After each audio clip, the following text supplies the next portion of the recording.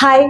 So S2 exam കഴിഞ്ഞ് S3യിലേക്ക് പോകാൻ ready ആയി നിൽക്കുന്ന കുട്ടികൾക്കായിട്ട് നമ്മൾ ലേണിനോ നിങ്ങളോടൊപ്പം തന്നെ ആ ഒരു സപ്പോർട്ട് തുടരുന്നതായിരിക്കും.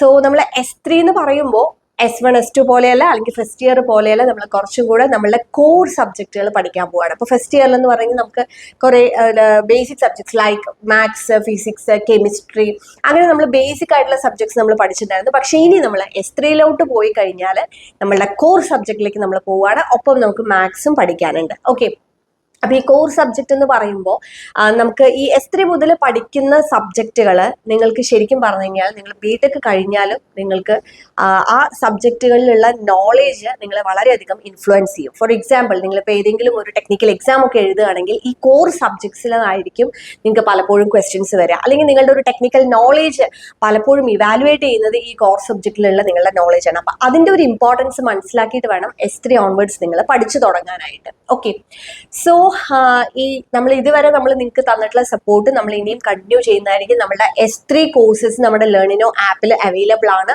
സോ നിങ്ങൾക്ക് ആ റെക്കോർഡഡ് കോഴ്സിൽ ജോയിൻ ചെയ്യണം, റെക്കോർഡഡ് ട്യൂഷൻ കോഴ്സിൽ ജോയിൻ ചെയ്യണമെന്നുണ്ടെങ്കിൽ ലേണിനോ ആപ്പ് ഡൗൺലോഡ് ചെയ്യുക. ഇനി അതല്ലാതെ ഒരുപാട് സ്റ്റുഡൻസ് 1-to-1 ട്യൂഷനിൽ നമുക്ക് പ്രീവിയസ് സെമിസ്റ്റേഴ്സിൽ ജോയിൻ ചെയ്തിട്ടുണ്ടായിരുന്നു.